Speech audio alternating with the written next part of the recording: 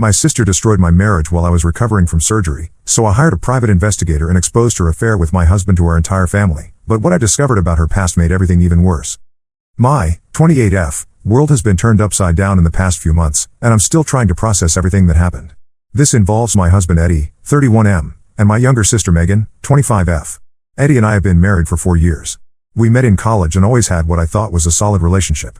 We bought our first house 2 years ago in a quiet neighborhood outside the city. Eddie works in IT, and I'm a nurse at the local hospital. Megan has always been the golden child in our family. She's the youngest of 3 kids, and our parents Rachel, 55F, and Tom, 58M, have always treated her differently. When we were growing up, Megan got away with everything. If something went missing, it was never her fault. If there was a mess, someone else must have made it. Our older brother Mark, 32M, moved to another state after college and rarely visits, which I now understand better. The trouble started 3 months ago when I had to have emergency gallbladder surgery. The recovery was supposed to take a few weeks, but complications kept me bedridden for almost 6 weeks. I couldn't lift anything heavy, couldn't drive, and needed help with basic household tasks. Eddie took time off work initially, but his boss started pressuring him to return after the first week. That's when our parents suggested Megan come stay with us to help out. She had just finished her marketing degree and was between jobs, so the timing seemed perfect. I was hesitant at first because Megan and I have never been particularly close, but Eddie thought it was a great idea. He said it would take the pressure off him and give me someone to talk to during the day. Megan arrived with 2 large suitcases and immediately took over our guest room. She decorated it with her own photos and plants, making herself completely at home. At first, I was grateful. She cooked meals, did laundry, and kept me company while Eddie was at work. She would sit on my bed and tell me about her college friends and her plans for finding a job in marketing. But things started feeling off after the second week. Megan began wearing my clothes without asking. She would shower using my expensive shampoo and skincare products. When I mentioned it, she laughed and said we were sisters, so what was the big deal? She also started rearranging things in the kitchen and living room, claiming she was just trying to make things more organized for me. Eddie seemed to enjoy having her around more than I expected. He would come home from work and immediately start chatting with Megan about his day. They would cook dinner together while I rested upstairs, and I could hear them laughing and talking. When I joined them for meals, the conversation felt stilted, like I was interrupting something. One evening, about 3 weeks into Megan's stay, I came downstairs to get some water and found them watching a movie together on the couch. They were sitting closer than seemed necessary, and Eddie's arm was stretched along the back of the couch behind Megan. When they saw me, Eddie quickly moved his arm and Megan scooted to the other end of the couch. They both acted like nothing had happened, but the awkwardness in the room was obvious. I started paying closer attention after that. Megan would always offer to bring Eddie his coffee in the morning before he left for work. She would text him throughout the day, supposedly to update him about my condition, but their text conversations seemed longer than necessary. She started doing his laundry along with mine, and I noticed she was handling his clothes with what seemed like extra care, folding everything perfectly. The breaking point came during my 5th week of recovery. I was finally starting to feel better and had begun moving around the house more. One afternoon, I decided to take a nap and went upstairs around 2 p.m.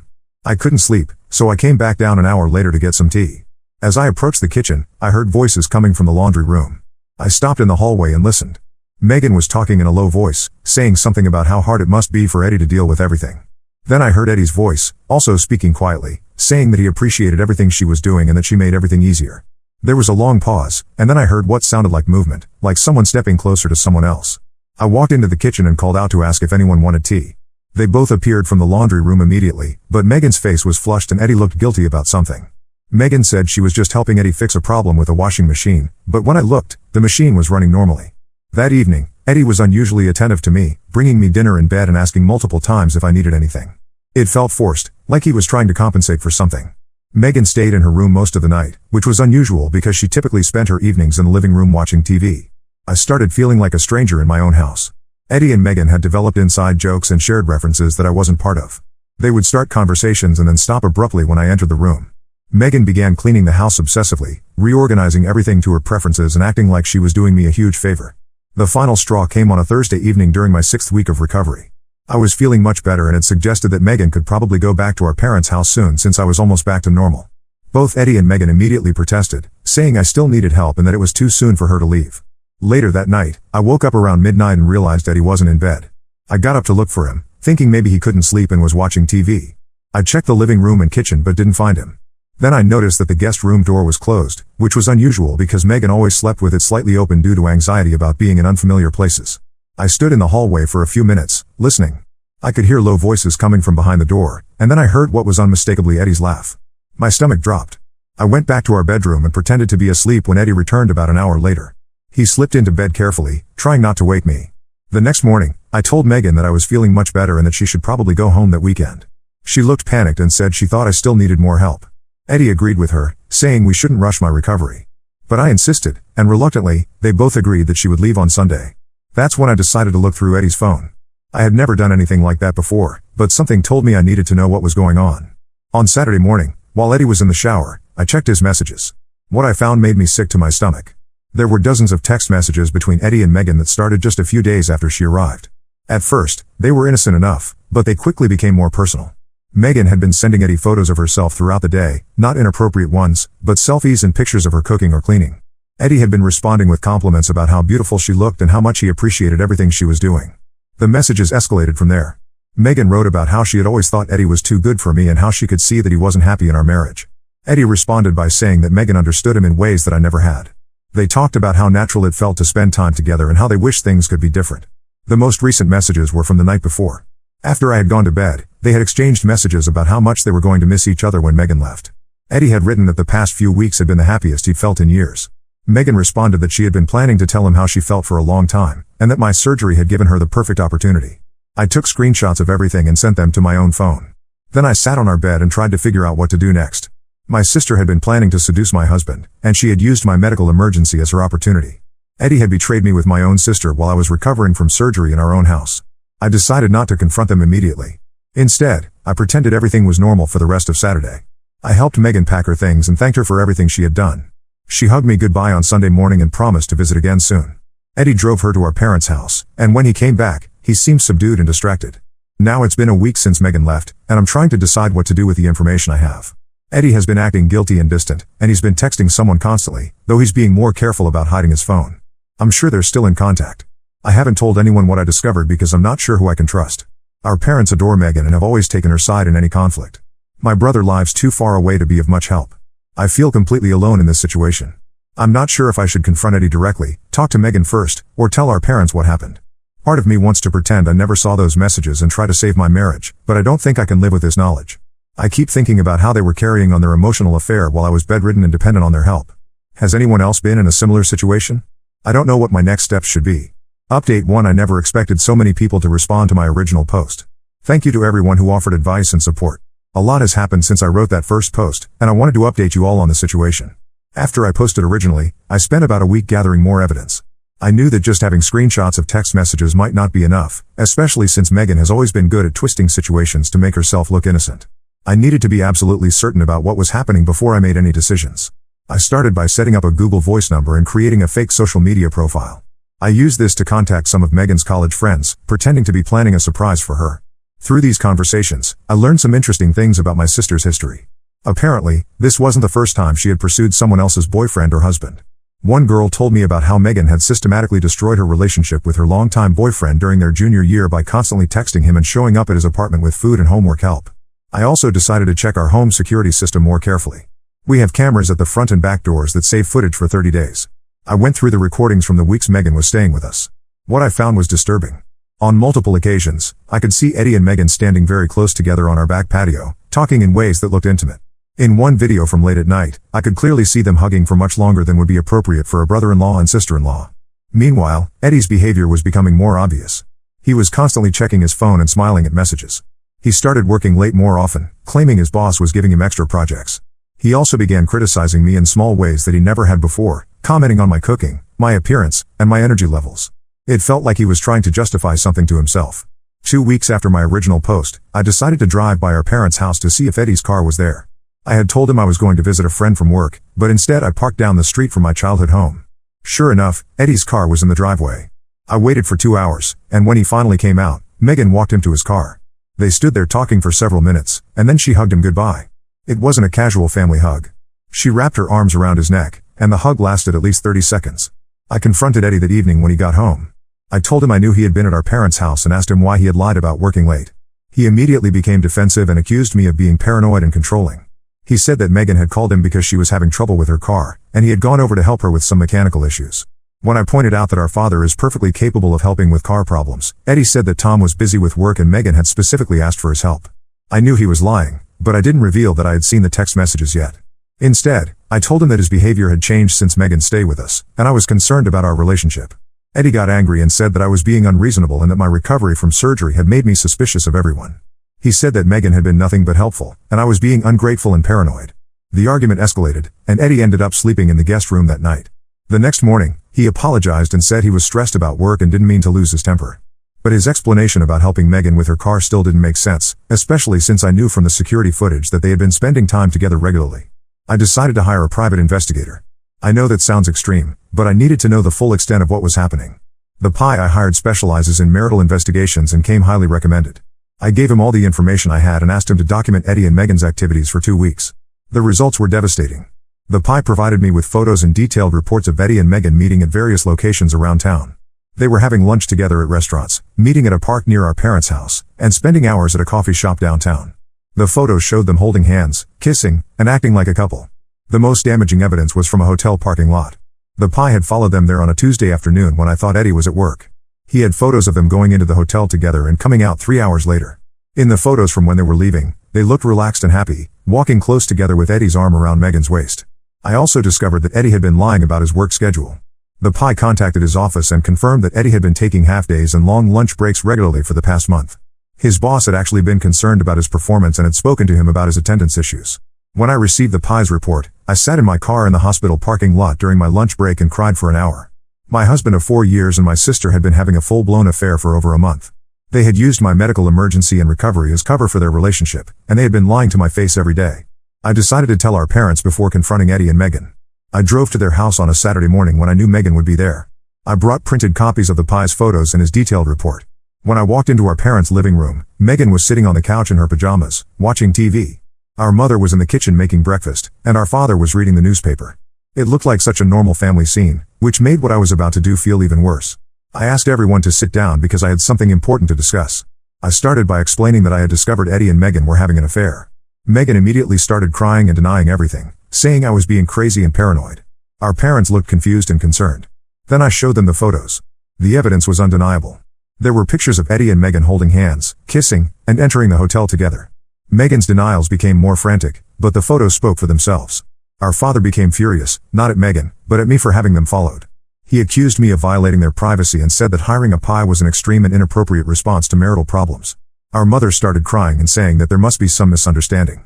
But the most shocking reaction came from Megan herself. After about 10 minutes of denying everything, she suddenly stopped crying and looked directly at me. She said that Eddie had told her our marriage had been over for years and that he was planning to divorce me anyway. She claimed that Eddie had said I was cold and unaffectionate and that he had never really been happy with me. She went on to say that she and Eddie had a real connection and that they understood each other in ways that he and I never could. She said that Eddie had confided in her about how lonely he felt in our marriage and how he had been thinking about leaving me long before my surgery. Our parents sat in stunned silence as Megan continued talking. She said that she wasn't going to apologize for finding happiness with someone who truly appreciated her. She claimed that Eddie had been the one to initiate their relationship and that she had tried to resist at first, but their feelings for each other were too strong. I realized in that moment that this version of my sister was someone I had never seen before. The sweet, innocent younger sister I thought I knew was gone, replaced by someone who could justify betraying her own family without any remorse. Our parents didn't know what to say. Our mother kept crying and saying she couldn't believe this was happening. Our father seemed more concerned about the family's reputation than about the actual betrayal. Neither of them defended me or condemned Megan's actions. I left their house and drove home to wait for Eddie. I had decided that I was going to confront him with everything I knew and tell him that I wanted a divorce. I was done trying to save a marriage that he had already destroyed. Update 2: The confrontation with Eddie didn't go at all the way I expected, and what happened next has left me questioning everything I thought I knew about my family. When Eddie came home that Saturday evening after I had shown the evidence to my parents, he walked into the house like nothing had happened. I was sitting at our kitchen table with all the PI photos spread out in front of me. When he saw them, his face went completely white. I told him I knew everything and that I wanted him to leave. Eddie stood there for a long time just staring at the photos. Then he sat down across from me and started talking. What he told me changed everything. According to Eddie, the affair hadn't started the way I thought. He claimed that Megan had been calling and texting him for months before my surgery, usually when she knew I wouldn't be around. She would ask him questions about our relationship and make comments about how I didn't seem to appreciate him enough. He said he initially thought she was just being a concerned sister, but her messages gradually became more personal and flirtatious. Eddie admitted that he should have told me about Megan's behavior, but he said he didn't want to cause problems between me and my family. He knew how difficult my relationship with my parents could be, and he didn't want to make things worse by complaining about their favorite daughter. When my surgery was scheduled, Eddie said Megan immediately volunteered to come stay with us. She told our parents that she was worried about my recovery and wanted to help, but she had been texting Eddie privately about how this would be a good opportunity for them to spend more time together. Eddie claimed that he tried to keep things appropriate while Megan was staying with us, but she was constantly finding reasons to be alone with him. She would wait until I was napping or resting to start conversations about how unhappy she thought I seemed and how she could see that Eddie deserved someone who appreciated him more. According to Eddie, Megan was the one who initiated their first kiss. He said it happened in the laundry room that day I had heard them talking. Megan had cornered him and told him she had been in love with him since the first time she met him. Eddie admitted that he didn't stop her when she kissed him, and that's when their physical affair began. Eddie swore that he never told Megan our marriage was over or that he was planning to leave me. He said those were lies she made up to justify her actions to my parents. He claimed that he had been confused and flattered by her attention, especially during a stressful time when I was recovering and our house felt chaotic. I asked Eddie why he continued the affair after Megan left our house if he really wanted to save our marriage. He said that Megan had threatened to tell me that he had seduced her if he tried to end things. She had also threatened to tell our parents that Eddie had taken advantage of her while she was staying in our home to help with my recovery. Eddie showed me text messages from Megan that supported his version of events. In these messages, Megan was clearly the one pursuing the relationship and making plans for them to meet. There were also messages where she talked about how she had always wanted Eddie for herself and how she deserved to be happy even if it hurt me. But the most disturbing messages were the ones where Megan discussed her long-term plans. She had written to Eddie about how she thought they should wait until after the holidays to tell everyone about their relationship, giving people time to get used to the idea. She had also sent him messages about how she thought they should handle dividing our assets and whether Eddie thought I would be willing to let them have the house. Eddie told me he had started to realize that Megan had been planning this situation for much longer than he initially understood. He said that some of her comments during her stay at our house made more sense now, like when she had mentioned that our guest room would make a perfect office space, or when she had suggested changes to our kitchen layout. I didn't know whether to believe Eddie's version of events. On one hand, the text messages he showed me did support his story. On the other hand, he had still participated in the affair and lied to me for weeks. I told him I needed time to think and asked him to stay somewhere else while I decided what I wanted to do. Eddie went to stay with his brother, and I spent the next week going through our entire relationship in my mind. I realized there had been signs of Megan's inappropriate interest in Eddie that I had missed or dismissed. She always insisted on sitting next to him at family dinners. She would find excuses to touch him when she talked, putting her hand on his arm or shoulder. She always asked detailed questions about his work and his interests, more than seemed normal for a sister-in-law.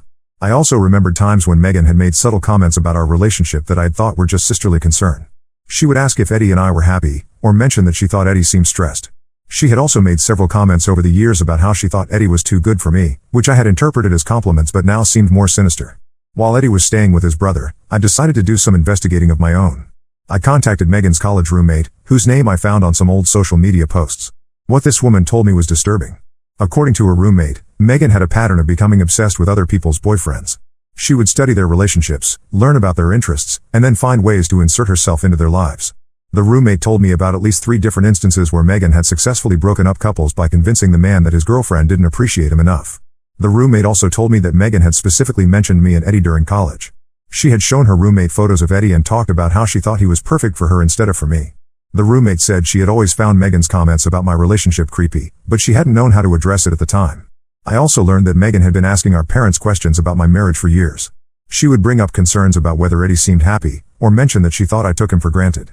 Our parents had dismissed these comments as Megan being a caring sister, but now I could see that she had been planting seeds of doubt about my relationship for a long time. Armed with this new information, I decided to confront Megan directly. I drove to our parents' house on a Thursday evening when I knew she would be home. When I arrived, Megan was in her old bedroom, which she had been living in since leaving our house.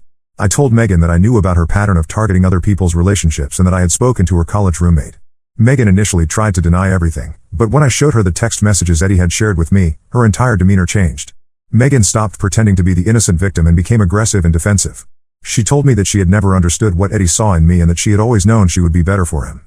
She said that Eddie had been unhappy in our marriage for years, and she had just given him the courage to admit it. Most shockingly, Megan admitted that she had been planning to pursue Eddie for a long time.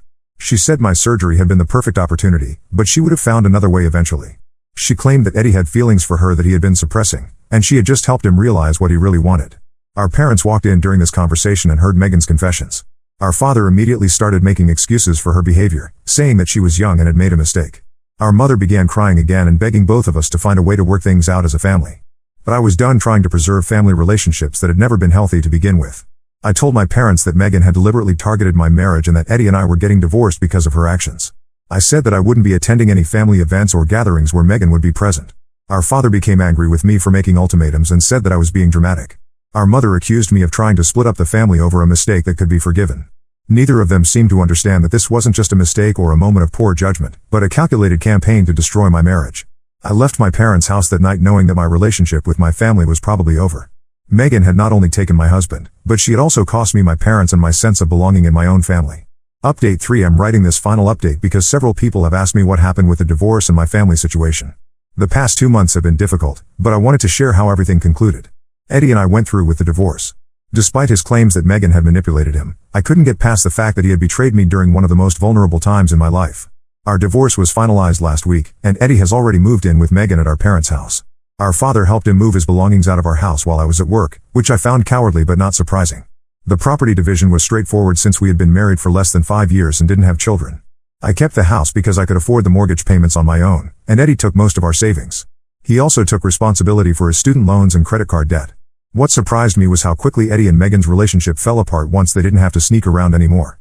According to my brother Mark, who still talks to our parents occasionally, Eddie and Megan have been fighting constantly since he moved into our parents' house. Apparently, the reality of their situation is much different from the fantasy they had created during their affair. Megan expected Eddie to be grateful and romantic, but instead he seems resentful about how the situation unfolded. Eddie apparently blames Megan for pushing him into a relationship he wasn't ready for and for destroying his marriage before he had decided what he really wanted. Megan, on the other hand, expected Eddie to be completely devoted to her, but he's been withdrawn and moody since moving in. Our parents are struggling with having both Eddie and Megan living in their house.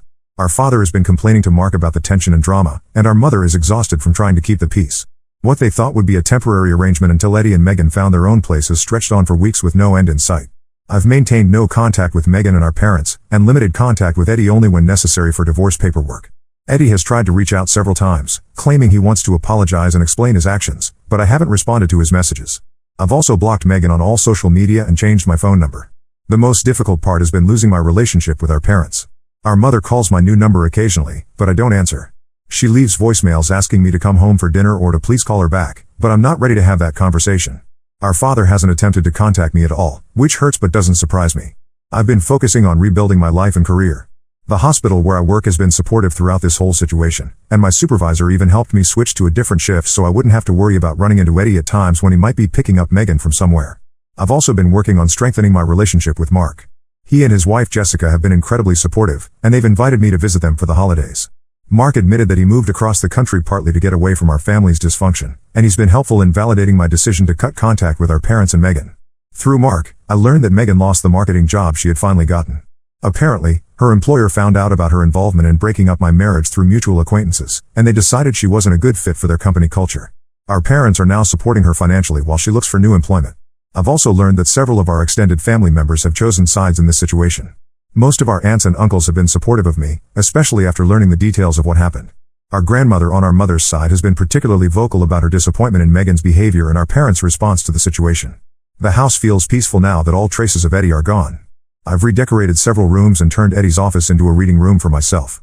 I've also started inviting friends over more often, which is something I rarely did when Eddie and I were married. I'm not sure if I'll ever be ready to reconcile with our parents or Megan. The betrayal feels too deep, and their response to the situation showed me how little they value me compared to Megan. Our father's immediate defense of Megan and our mother's attempts to minimize what happened made it clear that they will always prioritize Megan's comfort over my well-being. Some people have suggested that I should consider forgiveness for my own peace of mind, but I'm not ready for that yet. Right now, I'm focused on building a life that doesn't revolve around trying to earn approval from people who have never really valued me. I've been dating someone new for the past month. His name is David, and he's a teacher I met through a friend from work. He knows about my divorce and family situation, and he's been patient and understanding about my trust issues. It's nice to be with someone who appreciates me without any games or manipulation. Looking back, I can see that my marriage to Eddie probably wouldn't have lasted even without Megan's interference. We had grown apart over the years, and neither of us had been putting effort into maintaining our connection. But I'll always resent the way it ended and the role my own sister played in destroying what we had built together. I don't regret hiring the private investigator or confronting everyone with the evidence I gathered. Some people might think it was extreme, but I needed to know the truth and I needed proof that couldn't be denied or twisted. Without that evidence, Megan would have continued to play the victim and our parents would have continued to make excuses for her behavior. I'm sharing this story because I want other people who might be in similar situations to know that they're not crazy for suspecting betrayal, even when it involves family members. Trust your instincts and don't let people convince you that you're being paranoid when something feels wrong. I also want people to understand that cutting contact with toxic family members is sometimes the healthiest choice, even when it's difficult and lonely. I'd rather be alone than spend my life trying to earn love and respect from people who will never give it to me. That's where things stand now. I'm moving forward with my life, and I'm finally starting to feel hopeful about the future. Now let's move to the next story. Story 2. My alcoholic cousin destroyed my sister's wedding, so I called the police. Then we found out he wasn't even our real cousin and our grandparents had been lying to us for 30 years. I, 28M, never had a good relationship with my cousin Harry, 31M. Our history goes back to when we were kids. Harry lost both his parents in a terrible car crash when he was 5 years old. I was only 2 at the time, so I don't remember much about his parents, but my mom told me they were driving home from a party when their car slid off an icy road. Harry was at our grandparents' house that night, which probably saved his life. After the accident, my grandparents took Harry in and raised him as their own. At first, everyone thought this was the best solution. Harry would stay with family who loved him, and my grandparents, who had just retired, could give him their full attention. What no one expected was how this would change our family dynamics forever. From the moment Harry moved in, my grandparents treated him differently from me and my sister Shania, 25F. I guess they felt guilty about his parents' death or wanted to compensate for his loss, but it went way beyond normal grandparental love. Every birthday, Harry would get expensive gifts like gaming consoles or bikes, while Shania and I got cheap toys or clothes from discount stores. During Christmas, the pile of presents under the tree for Harry was always 3 times bigger than ours combined. The preferential treatment didn't stop at gifts. Harry could do no wrong in my grandparents' eyes. When we were in elementary school, Harry would often steal my toys or break them on purpose. If I complained, my grandparents would say I was being selfish and should learn to share with my less fortunate cousin. When Harry started fights with other kids at school, my grandparents would defend him, saying he was just working through his trauma. Meanwhile, if I got into any trouble, even minor things like being late to class, I was lectured about responsibility and setting a good example. Harry's behavior got worse as we entered our teens. He started drinking at 14, stealing alcohol from my grandparents' liquor cabinet. Instead of addressing the problem, they would just quietly replace the bottles and pretend nothing happened. By 16, he was regularly showing up drunk to family events. I remember one Thanksgiving when he threw up all over the dinner table and ruined the entire meal. My grandparents just cleaned it up and served him soup in his room, while telling everyone else to be understanding because he's been through so much. The real problem started when we hit college age. My grandparents had set up college funds for all 3 of us, me, Harry, and Shania. But by the time I graduated high school, they had spent most of my fund and all of Shania's on bailing Harry out of various troubles, paying for his wrecked cars, covering bounced checks, and hiring lawyers when he got caught drunk driving. They told us we could take student loans since we had 2 parents to help us, while poor Harry only had them. Shania and I ended up with massive student debt while Harry got a free ride to college. Despite having everything handed to him, Harry dropped out after 2 years. He claimed college was too stressful and he needed to find himself. My grandparents supported this decision and even gave him money to explore his options. He used this money to party and drift between dead-end jobs, never keeping one for more than a few months. Last year, my sister Shania got engaged to her boyfriend Tom, 27M. Tom comes from a good family and has a successful career in software development. Shania works as a pediatric nurse, and they saved for over a year to have their dream beach wedding. They planned everything carefully, wanting it to be perfect. A week before the wedding, Harry suddenly showed up at my grandparents' house.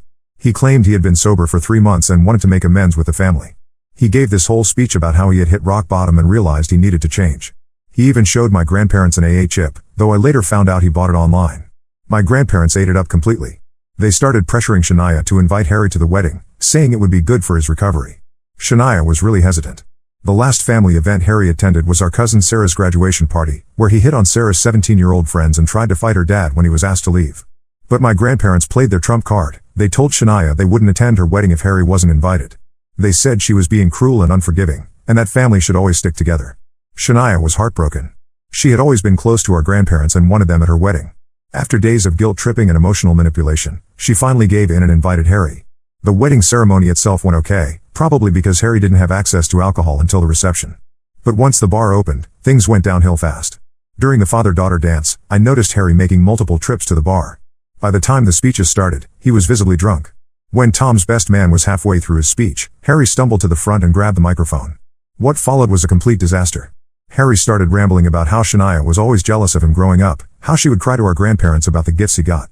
He accused her of marrying Tom for his money, saying she was just a gold digger like her mom. When Tom's father tried to intervene and take the microphone, Harry sucker punched him, breaking his glasses and giving him a bloody nose. The entire reception erupted into chaos. Harry started grabbing bottles from the bar and throwing them at guests. He knocked over the wedding cake, destroying the top tier that Shania and Tom were saving. When Shania started crying, Harry told her to stop being dramatic and tried to push her into the pool, saying she needed to cool off. If Tom hadn't caught her, she would have fallen in and ruined her dress. The wedding venue's security tried to contain him, but Harry was out of control. He was throwing chairs, breaking centerpieces, and screaming about how everyone had always been against him. My grandparents were trying to calm him down, telling everyone he was just having a bad day and needed understanding. That's when I'd had enough. While they were distracted, I went outside and called the police. When the police arrived, Harry completely lost it. He tried to run, then fought with the officers when they caught him. He ended up elbowing one officer in the face and kicking another in the shin. They had to physically restrain him to get him into the police car. My grandparents were hysterical. They blamed me for escalating the situation, saying I should have let them handle it within the family like we always had. They followed Harry to the station and got him a lawyer before they even checked if Shania was okay. Now Harry is facing multiple charges: assault, destruction of property, resisting arrest, and assaulting a police officer. The family is completely split. My grandparents haven't spoken to me since that night. They're spending their retirement savings on Harry's legal defense and telling everyone who will listen that I betrayed the family. Some relatives agree that Harry needed to face consequences, while others think I went too far by involving the police. Even Shania, whose wedding was completely ruined, says that while she's angry with Harry, she feels guilty about him potentially going to jail. I feel like I finally did what everyone should have done years ago: hold Harry accountable for his actions. But seeing my family torn apart makes me wonder if I made the right choice. Ida? Update 1 first, I want to thank everyone who commented on my original post. Reading your responses helped me feel less crazy about my decision to call the police on Harry. A lot has happened in the past 2 weeks, and things have gotten much more complicated than I ever expected. Harry got out on bail 3 days after the wedding incident. My grandparents mortgaged their house to pay his bail and hire some hotshot defense attorney who specializes in cases involving addiction and mental health. They didn't even tell my parents they were doing this. We found out when the bank called my dad to verify some information since he was listed as their emergency contact. The night Harry got out, around 2 a.m., I woke up to someone pounding on my front door and screaming my name. I live alone in a small house I recently bought, and my first instinct was to call the police. But when I looked through the peephole, I saw Harry swaying on my porch, clearly drunk out of his mind. He was holding a half-empty bottle of whiskey and looked like he hadn't showered since getting out of jail. I told him through the door to leave or I'd call the police. This set him off completely. He started screaming about how I ruined his life, how I was always jealous of him, and how I turned the family against him. Then his threats got really scary. He said he was going to burn my house down while I slept, that he would make me regret ever being born. The worst part was when he said he knew my work schedule and would be watching me. I recorded everything on my phone while quietly calling 911. The police arrived within minutes and arrested Harry for violating his bail conditions. My neighbors had come outside by then, and several of them gave statements about his behavior. One neighbor even had security camera footage of Harry urinating on my car before he started banging on my door. The next day, my mom came over to check on me. She was really shaken up by everything and suggested we look through some old family photos to calm down, something we used to do when I was little and had a bad day. We were going through boxes in my spare room when we found something strange. In one of my grandma's old photo albums from before Harry's parents died, there was an envelope stuffed with legal documents. At first, we thought they were just old bills or insurance papers, but as we read through them, we discovered something shocking. The documents were adoption papers from when Harry was born, not from when his parents died. According to these papers, Harry's parents who died in the car crash weren't his biological parents at all. They were friends of my grandparents who took him in as a baby. His real mother was a teenager who couldn't keep him, and my grandparents arranged the whole thing through some private adoption agency. The papers showed that my grandparents actually financed the adoption and had some kind of guardianship agreement from the start. This explains so much about why my grandparents always favored Harry. They weren't just trying to make up for his parents' death, they felt responsible for his entire life. They had basically chosen him over their own grandchildren before we were even born. My mom was stunned. She had no idea about any of this, which meant my grandparents had kept this secret from everyone, including their own children, for over 30 years. We debated what to do with this information for hours. Part of me wanted to expose everything right away, but my mom suggested we talk to my grandparents first. When we confronted them with the documents, my grandmother burst into tears while my grandfather got angry and defensive. They finally told us the whole story. Harry's biological mother was actually my grandfather's niece, his sister's daughter. She got pregnant at 16 and begged them for help. Instead of supporting her as a single mother, they convinced her to give the baby up for adoption and arranged for their friends to adopt him. They swore the friends to secrecy and set up a trust fund for Harry. When Harry's adoptive parents died in the car crash, my grandparents saw it as their chance to finally raise him themselves. They admitted that their guilt over separating him from his birth mother made them overcompensate by giving him everything he wanted. They never told anyone because they were afraid it would disturb the family peace. I was disgusted by their secret keeping, but what really got me was their reaction when I suggested telling Harry the truth. They begged me not to tell him, saying it would destroy his fragile mental state and ruin his defense in court. They even offered to sign their house over to me if I kept quiet. When I refused to be bought off, they threatened to tell everyone that I was lying and trying to extort them. My sister Shania thinks Harry deserves to know the truth, especially since his biological mother is still alive, though my grandparents refuse to tell us where she is. Our parents are torn. They're angry about being lied to all these years, but they're worried that revealing everything now might push Harry over the edge. Harry's court date is next month. His lawyer is pushing for a plea deal, claiming that Harry's actions at the wedding were caused by the trauma of losing his parents. My grandparents are supporting this narrative, telling everyone how Harry has suffered so much loss in his life. Meanwhile, they're pressuring all the family members to write letters to the judge about what a good person Harry is deep down. I feel sick watching them continue to enable Harry's behavior with more lies. The truth about his adoption doesn't excuse any of his actions, but I believe he has a right to know who he really is. But is it wrong to tell him while he's facing criminal charges? Should I wait until after the trial? Or should I tell his lawyer so they can't use the orphan trauma defense? I'll update again after I decide what to do. Right now, I'm just trying to process everything while dealing with the fact that my entire childhood was basically built on a lie. Update 2. After much thought and discussion with Shania, I decided Harry needed to know the truth about his adoption. I couldn't stand watching my grandparents use his orphan trauma as an excuse for his behavior, especially when it was all based on lies they created. I arranged to visit Harry in jail, though my grandparents tried everything to stop me. They called the jail pretending to be my father, saying I wasn't allowed to visit. When that didn't work, they told Harry I was coming to mock him about his charges. Despite their interference, I managed to see him last week. Harry looked terrible. He'd lost weight, and his hands were shaking from alcohol withdrawal. At first, he just glared at me through the visiting room glass. I didn't waste time with small talk. I showed him copies of all the documents we found. The adoption papers, the legal agreements, everything. I even had a photo of his biological mother from when she was young, which I found hidden in another of my grandmother's albums. His reaction wasn't what I expected. Instead of being angry at our grandparents for lying, he completely twisted the situation. He started laughing, this weird, hollow laugh that gave me chills. Then he said this proved what he'd always known, that he was special and chosen while Shania and I were just born into the family by accident. He said our grandparents picked him because they knew he was better than us, and we'd spent our whole lives trying to steal their love from him. When I tried to explain that his biological mother was actually family and might want to know him, he became enraged. He slammed his fists against the glass and screamed that I was making up lies because I was jealous. The guards had to remove him from the visiting area. 2 days later, Harry's lawyer contacted our family. Harry told him about the adoption documents and created this whole new defense strategy. He's now claiming that learning about his adoption triggered a mental breakdown, which is what caused his behavior at the wedding. His lawyer is arguing that Harry has been suffering from severe emotional and psychological trauma his entire life without knowing why, and that's what led to his addiction issues. My grandparents are fully supporting this new strategy. They wrote long statements about how guilty they feel for keeping the truth from him, and how they can see now that their secret damaged his mental health. They even got some psychiatrists to evaluate Harry and diagnose him with various trauma-related conditions. The worst part is, it might actually work. The prosecutor offered Harry a really generous plea deal, 6 months in a private rehab facility followed by 3 years of probation. No jail time at all. The only condition is that the whole family needs to write letters to the judge supporting Harry's rehabilitation plan. My grandparents are going all out to make this happen. They've already written their letters, painting Harry as a victim of circumstances who just needs help and understanding. They're pushing everyone in the family to do the same. They even mortgaged their vacation house to pay for the fancy rehab facility they want to send him to. Shania is considering writing a letter. She says that while she's still upset about her wedding, she feels partially responsible because she invited Harry despite knowing his problems. Tom is furious about this. He's still angry about his father getting punched and doesn't want Shania involved at all. My parents are also divided. My mom thinks Harry needs serious help and rehab might be better than jail. But my dad says Harry has manipulated the family for the last time and needs to face real consequences. They've been arguing about it constantly. Meanwhile, my grandparents have taken their manipulation to a new level. Last week, they updated their will. They told the whole family that anyone who doesn't support Harry's rehabilitation plan will be disinherited. They're using my grandfather's heart condition to guilt everyone, saying the stress of Harry going to jail could kill him. The final straw came yesterday. Harry's lawyer sent me a letter threatening to sue me for maliciously revealing private adoption information if I don't write a letter supporting Harry. The lawyer claims I caused Harry severe emotional distress by telling him about his adoption without proper psychological support present. I'm standing firm in my decision not to help with Harry's defense.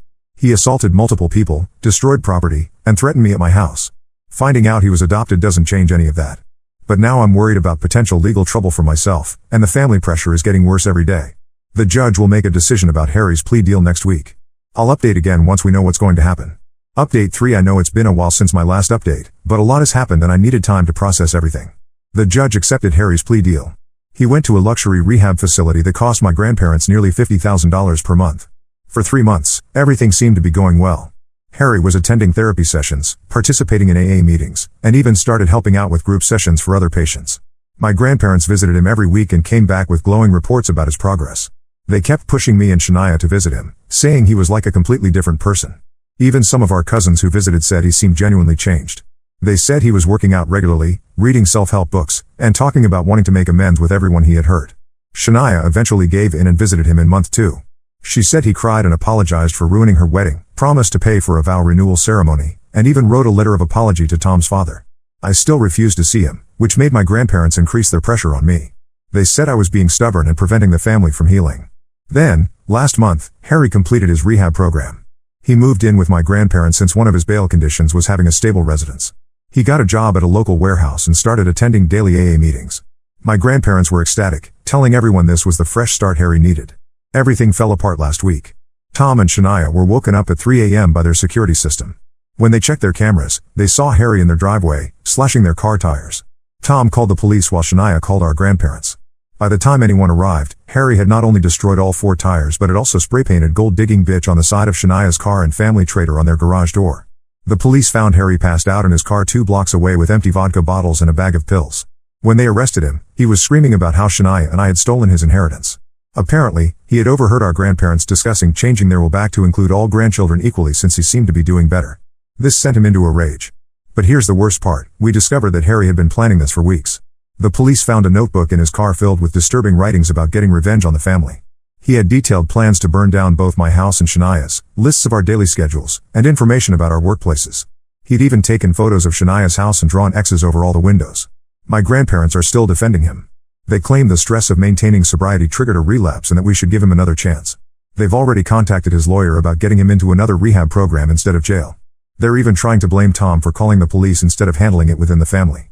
I've had enough. I've blocked my grandparents' numbers and told my lawyer to send them a cease and desist letter if they try to contact me. Shania and Tom are moving to another city for a fresh start. They're not telling anyone in the family their new address except our parents. Some relatives are calling us heartless, saying family should always forgive. But after finding those revenge plans, I can't risk having Harry in my life anymore. Maybe he'll get help and truly change someday, but I won't be around to find out. My parents understand my decision, though they're sad about the family being torn apart. Harry is back in jail awaiting a hearing for violating his probation. This time, I hope he faces real consequences for his actions. As for me, I'm looking forward to building a life without the constant drama and manipulation. Sometimes cutting ties is the only way to find peace.